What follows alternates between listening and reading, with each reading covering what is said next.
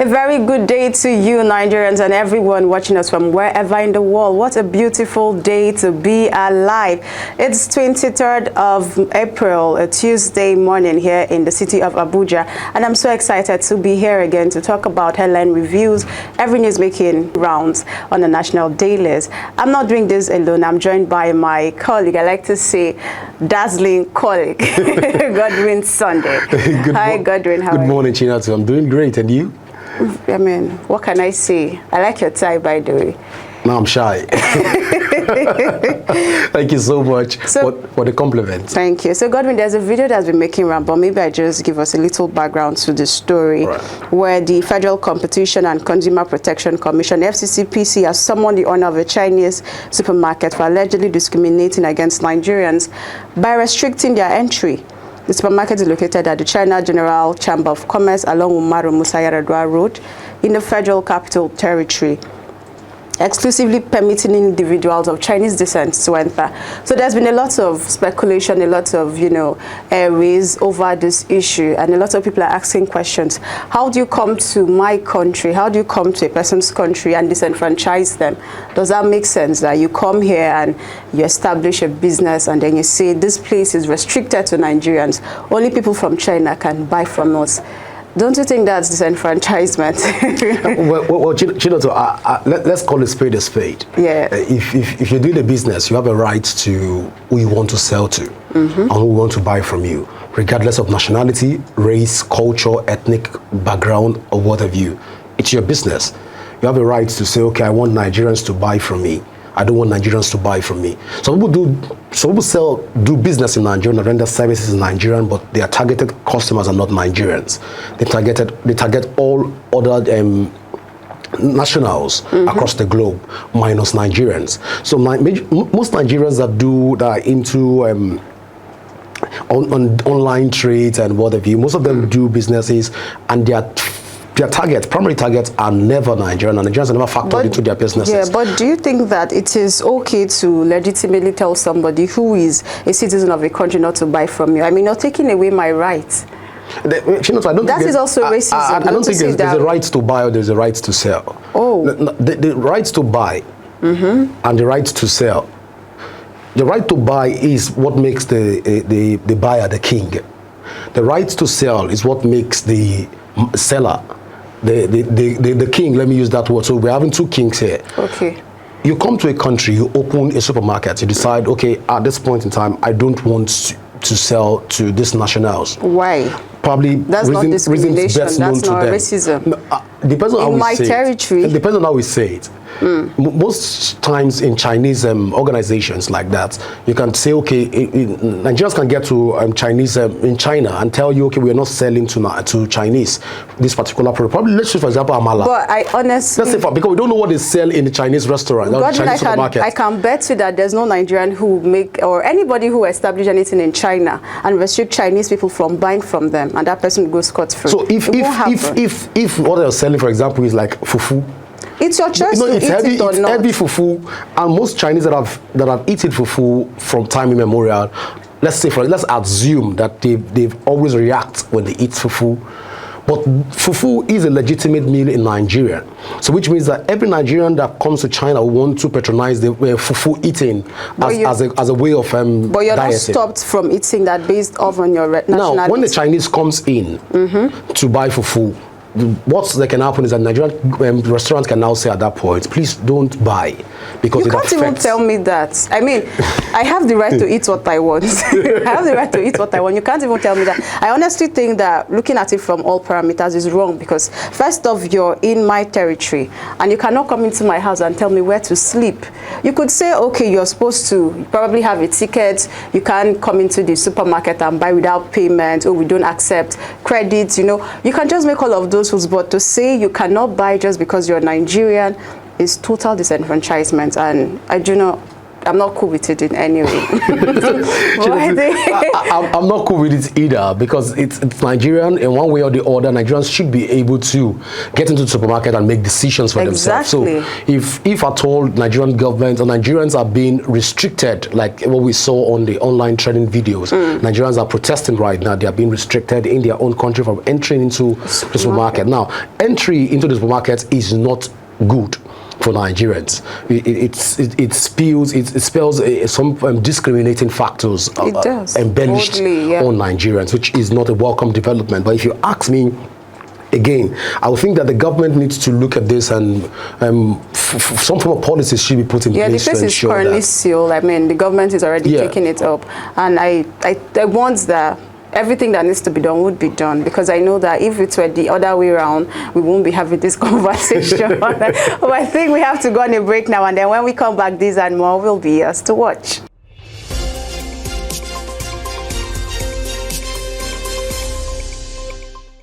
All right, so let's just get right into the headlines today. Godwin, you are taking it from The Punch. Yeah, Chinotu, a very interesting conversation from The Punch this morning. President Bola Tinubu departs Abuja for Netherlands today on the invitation of the Prime Minister of the Kingdom of the Netherlands, Mark Rutte. President Bola Tinubu will today, April 23rd, depart Abuja for the Netherlands on an official visit.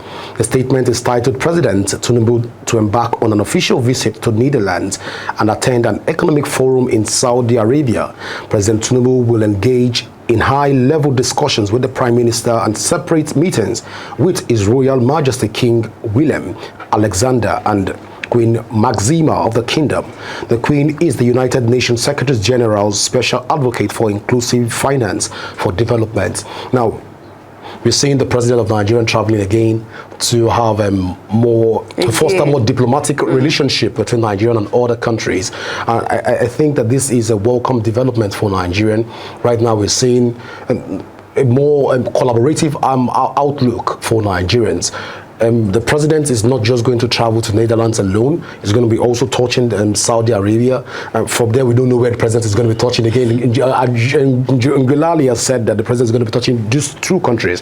But when I look at the whole content of what the president is going to be discussing with the Prime Minister of Netherlands, I was impressed, because these are all to foster the development of Nigeria. Now, it's going to open up Nigeria to more investors. Now, investors are going to be coming into the country after much deliberation. So if we have more of these outings of this nature, of this magnitude by Mr. President, then I think, if give or take, before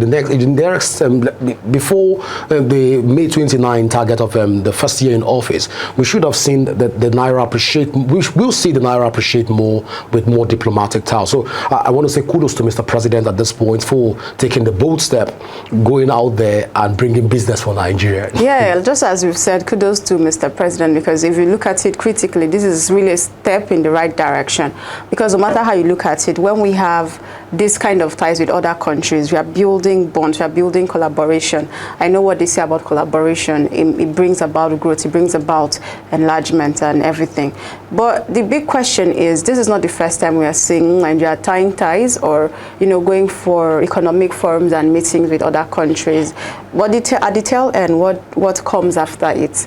What do we see other than memorandum of understandings being signed here and there? Do we really see the results? I mean, we are talking now, just yesterday, we're talking about having investors coming to Nigeria. But today, we go to Netherlands. Are we going to start seeing investors coming in the next 3 months? Because, I mean, the essence of all of this should be to create an enabling environment for investors to come in. But if we go and then we are just signing papers every now and then it means that we really shouldn't be having these meetings. But like you said, I'm very sure that President Tinubu's administration will be different, and it should be different from what we already know. No more a lot of signing of papers. We want results now to do the talking. And for the better part of this conversation is that the president has also been able to cut down his entourage. So, yes, cutting down that entourage entourage also. It means a sign. It's a good omen. Yeah, I'm telling the president to travel more with lesser entourage. Okay, so let's just take it to The Nation, where the federal government has directed that admission into any tertiary institution should not be given to candidates that are younger than 18. The Minister of Education, Professor Tahir Mamman, gave the directive yesterday while monitoring the ongoing 2024 Unified Tertiary Matriculation Examination, UTME, at Buari in the Federal Capital Territory, FCT. The minister described the activities of some parents who, he said, put pressure on their underage children to get admissions into tertiary institutions. He explained that the 18-year benchmark is in line with the nation's 6334 system of education.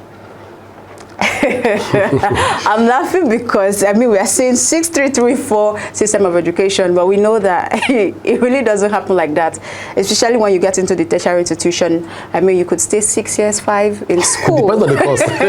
Yes, I'm talking about... So you can do 639. Yeah, you can, talking about ASU, talking about every other thing, NASU, all of them coming together.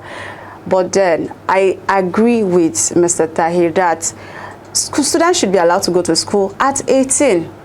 Because what is the rush for? I understand this factor. I mean, a lot of parents, I mean, somebody was giving an example the other day, and he said that he got married late and he's had his children. He's already 60 and his first child is like 5. And he's 60, he's a father. So a father like that would want the child to, as fast as possible, get into university. But that was your mistake. Nobody stopped you from getting married since. So do not pressure the children. That's what I think. But you're looking at all of these things, and I'm wondering if parents know that there's a psychological effect. A child or an adult should be mentally and psychologically and physically and even spiritually and emotionally ready to embark on that phase of life. Because trust me, the tertiary institution is another zone entirely. So if you're not very careful, if we don't want to produce uncooked people. We don't want to produce people who are not ready to face real life. So you have children who are getting into universities these days, 15, 14, and you're wondering, what's the essence? And they come out and tell you, oh, I graduated at 19. Because they want to come up with that joy. But really, is that child really passing through school? Because certainly there are things that comes with age. There are certain things that you will never understand until you get a certain age. So this is, I laud this move. I really laud it. I think it's something that should be implemented. If a child is not up to 18, the child shouldn't be allowed into university, no matter the situation. I mean, it's not the child's fault that the child came into life late, or it's not the child's fault that he didn't have money, but the pressure of whatever mistake or whatever circumstances shouldn't be on the child. That's why. But you know, so let me ask you a question. Have you seen an 18-year-old child of late? They look really big. Yeah. Now that's the first factor. The second factor is that when you look for job employment in Nigeria, which most people go to school, most people, they tag going to school to be able to get a certificate which they can use to enhance and further enhance their lives. Now, looking at all of this put together, the benchmark for getting a job in Nigeria almost stands at 22. Yeah. I think what the minister should be doing right now is not telling people that they should go to school at the age of 18, or they should put the 18 years old at the benchmark. Some of us were registered in primary school at the age of 6. We finished primary school at the age of 12. We went to secondary school and finished secondary school at the age of 18. Now, look at a lot of this system. We'll ask salient question. What is GS2, what is GS3 and SS3 doing in the curriculum? Because all of what they do in GS3 is to recycle what has been done in GS1 and GS2. So GS3 class is more of a revision class for students. Same thing with SS3. What did you learn in SS3? It's more of a combination of what has been learned in SS1, SS2. As far as the sciences, let's look at the art and humanities. What is being learned in these classes? So I think what the minister should be doing is to partner with other ministries to ensure that the benchmark for employment should increase. Now, if your child is going to, you know, that your child is going to get a job, once your child clocks the age of 18, is going to go to university, and there's no possibility. The possibility of a child graduating, if it's not a private university in Nigeria, is slim. Yeah. Let's look at those indices, those perimeters. If he's going to get a job at the age of 22, He's going to get a job, and the benchmark is, so you see the employment, you see the published employment, and you see 22 requirements, and you're wondering, are you sure these people are in Nigeria? I've never talked about people that are studying law, for example. You go to law, medicine is too far. Let's start with law. You're studying law is a 5 years program, and you are 18 years. Now you're going to go to that to study law at 18. You finish at what age? That's 18 plus 2, that's 23. You've already passed the line. Now you've studied a course like law. Let's plus give or take the way the system is. Let's say you didn't pass your bar exam. Your bar exam is too far. Let's start with the university system. There's strike. Your strike is going to delay you for another 6 months. Plus that to the academic calendar. Take minus plus the fact that before they compile results and they now upload these results, plus minus people that are not very smart, that are finding themselves in university, you can have one extra carryover, like a bonanza for yourself. Now, look at all of these parameters. What's the start? Plus law school, plus NYC, it makes the educational system too cumbersome. Can we reduce it in such a moderate form where we can have, you can go to school and graduate at the stipulated time? Then we can now start talking about the benchmark for age. So I think we shouldn't have this conversation right now. We're not ripe for this kind of conversation in the country. I think that I'm tilting towards your direction, because honestly, if you're looking at it again holistically, the benchmark for job creations in Nigeria is sad. You'd see jobs that the ads are showing, oh, you have to, if you exceed 25, it's not for you, 23, and you're wondering, but people stayed in school for 8 years. You're calling 8 years like this. You didn't emphasize 8 years. You need to emphasize it, Chinatu. People stayed with all of those hard situations, and then they come out and there's no job. And it falls back to the society. We are trying to get people to get to school, and then they're falling back to the society to become nuisance to this country. Where are we, and where are we going, Nigerians? They will not clap up for that Nigeria factor. God will help us. Let's move on to something more interesting this morning. So this day newspaper, where the federal government seeks new buyers for discos under receivership within 3 months.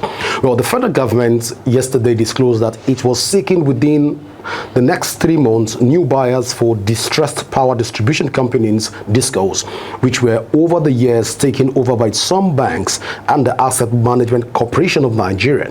Minister of Power Chief Adebayo Adelabu argued that banks and APCON were not set up to manage those organizations which require sound technical know-how, stressing that the DISCOs will be sold to reputable power operators in the coming months. Adelabu spoke when he received the members of the Senate Committee on Power, led by Senator Enyinaya Aberibe, who were on an oversight visit to the ministry in Abuja. The power distributors, which were recently taken over by their creditors, include the Abuja Electricity Distribution Company, managed by the United Bank for African (UBA), and the Benin Electricity Distribution Company,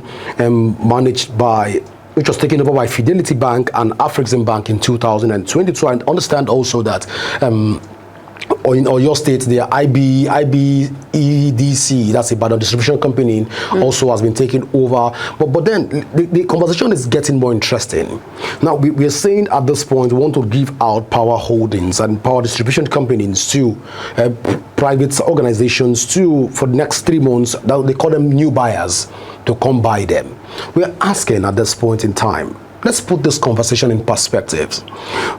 The Goodluck Jonathan administration and also his predecessor before him were able to narrow down the Nigerian Electricity Distribution Company into channel distribution to private organizations, private business owners, or let's use the word private business owners. So they narrowed distribution down to individual companies, and the distribution will not pay certain amount. They took it from NEPA, which is like the regulatory company, took it from NEPA and gave it out to distribution rights to these companies. Now we're looking at all of these factors put together.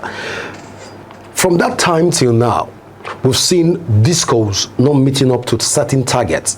We've seen DISCOs complain of the fact that even governmental agencies do not even pay. I understand that even the likes of Aso Rock has been very responsible when it comes to